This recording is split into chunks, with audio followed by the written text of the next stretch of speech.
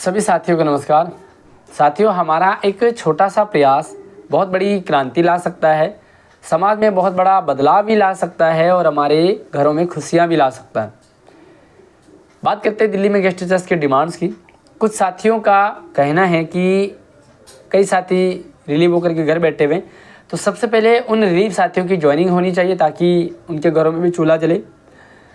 कुछ साथियों का ये मानना है कि जो साथी ज्वाइन हैं, भाई 7-8 साल से सैलरी नहीं बढ़ी तो एटलीस्ट सैलरी तो बढ़ ही जानी चाहिए, क्योंकि सैलरी बढ़ाना सरकार के लिए सबसे आसान काम है।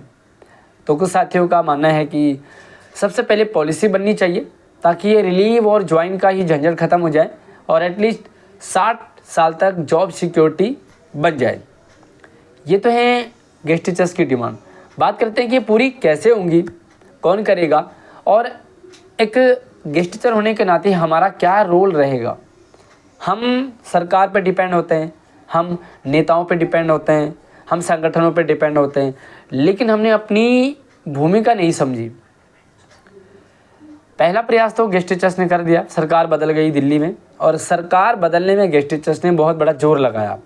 लेकिन भाई महीने 2 महीने हो गए, सरकार ने अभी भी गेस्ट टीचर्स के लिए कोई ऐसी स्टेप, ऐसी पहल, ऐसी खबर, कोई न्यूज़ दी नहीं। तो सरकार से भी गेस्ट टीचर्स नाराज़ हैं। कई साथी तो आपस में गेस्ट टीचर्स एक दूसरे पे आरोप प्रत्यारोप भी लगा रहे हैं। लेकिन मैं आपको बता दूं कि ना ही आरोप प्रत्यारोप से काम बनेंगे और ना ही सरकार से नाराज़गी से कुछ काम बनेंगे। फिर सरकार अपने काम अपने हिसाब से करेगी और गेस्ट टीचर अगर आपस में आरोप प्रत्यारोप करते रहेंगे तो इससे गेस्ट टीचर अपनी एनर्जी बर्बाद कर रहे हैं। हमें ये समझना है कि सबसे ज़रूरी और आसान स्टेप हमारे लिए क्या है। वर्तमान समय में दिल्ली में जितने भी स्कूल हैं, हर स्कूल में गेस्ट टीचर्स हैं और कोने कोने से दिल्ली के हर एक कोने में गेस्ट टीचर रहते हैं। हमारे आसपास बहुत सारे ऐसे बच्चे मिलेंगे हमें जो स्कूल छोड़ चुके हैं, या तो उनके साथ कुछ ऐसी परिस्थिति हो गई है या वो स्कूल में एडमिशन ही नहीं करा पा रहे। उन्हें पता ही नहीं है कि एडमिशन कैसे होते हैं, कौन कौन से डॉक्यूमेंट चाहिए, क्या प्रक्रिया है। साथियों, हमारा एक छोटा सा प्रयास जो कि सीटें बढ़ा सकता है स्कूलों में, और सीटें बढ़ेंगी तो डेफिनेटली पोस्ट क्रिएट होंगी और ज़्यादा बढ़ेगी, और जो साथी रिलीव होकर के घर बैठे हैं उनको दोबारा से सेवा का अवसर मिलेगा। हम सरकार पर पूरी तरह से आश्रित होते हैं। सरकार पीएफसी में सीटें बढ़ाएंगी, ठीक है, सरकार को बढ़ाना चाहिए, लेकिन सरकार अगर ढीला बर्ताव रख रही है तो हम तो अपने प्रयास को तेज़ कर सकते हैं ना। एक काम आप सभी साथियों के साथ में साझा कर रहा हूँ और मुझे उम्मीद है कि आप लोगों को भी अच्छा ही लगेगा। हमारे आसपास में बहुत सारे ऐसे बच्चे हैं जो ड्रॉप आउट उन्होंने कर लिया है, रीज़न चाहे कुछ भी रहा हो, लेकिन वो स्कूल से छूट चुके हैं, या तो वो स्कूल आज तक कभी गए ही नहीं, उन्हें पता ही नहीं है। क्योंकि बहुत सारे बच्चे हम तक संपर्क करते हैं कि आज तक मैं स्कूल गया ही नहीं और एज उनकी 5वीं में, 6ठी में, 7वीं में, 8वीं के लायक है। अब प्रयास बड़ा है, छोटा भी नहीं कहूँगा, क्योंकि पहल जब हम करते हैं तो उसमें दिक्कतें आती हैं। आते जाते जब हम जिस भी जरिए हम अपने घर से स्कूल तक जाते आते हैं, पैदल आना जाना जहाँ भी करते हैं, वहाँ तक जो भी बच्चे आपको दिखते हैं उनसे संपर्क करना थोड़ा सा ये पहल करनी पड़ेगी।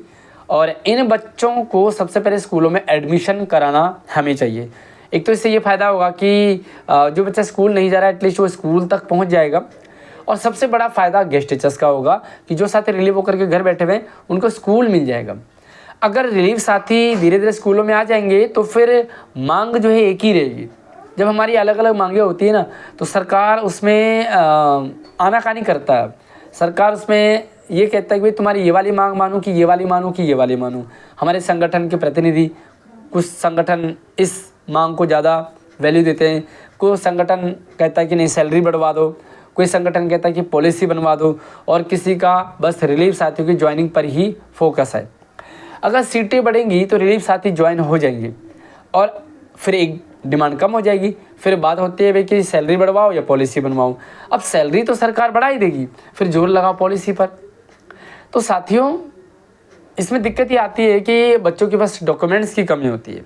मैं आपको बता दूं, 7वीं में और 8वीं में एडमिशन के लिए कोई भी डॉक्यूमेंट्स की ज़रूरत नहीं पड़ती है। छठी में 5वीं पास का चाहिए होता है और 9वीं में 8वीं पास का जो डॉक्यूमेंट्स हमें चाहिए होता है, लेकिन 7वीं और 8वीं के लायक जो भी एज में बच्चा है उसको कोई डॉक्यूमेंट्स की ज़रूरत नहीं। एक ऑप्शन एडमिशन फॉर्म में रखा हुआ है, स्टडी एट होम। फॉर्म भरना पूरी तरह से फ्री है।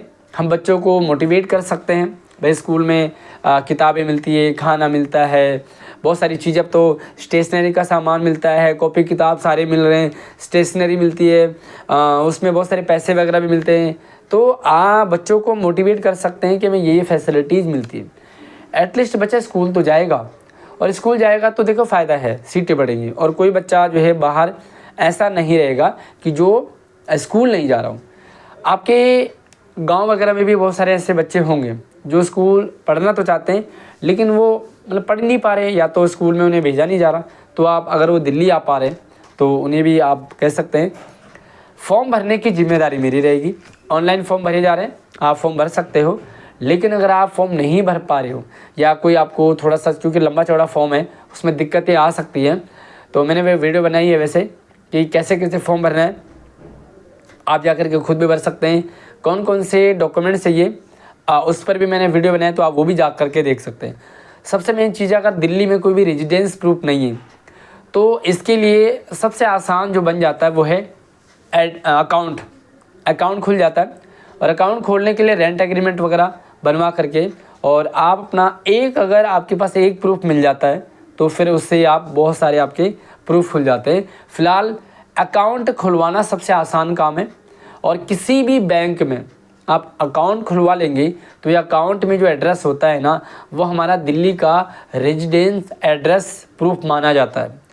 मान लीजिए किसी बच्चे का बाहर का एड्रेस है, भाई दिल्ली का एड्रेस नहीं है, तो वो अपने अकाउंट खाता है तो अपने अकाउंट को ट्रांसफ़र कर सकता है दिल्ली में, और फिर उसके बिहाफ पे बच्चे का एडमिशन हो जाएगा, है ना। तो चाहे पेरेंट्स का हो, मम्मी का हो, पापा का हो, या बच्चे का हो, उससे अकाउंट नंबर से एडमिशन हो जाता है। और फॉर्म भरने की प्रक्रिया मेरे पास है, तो मैं फॉर्म भर दूंगा।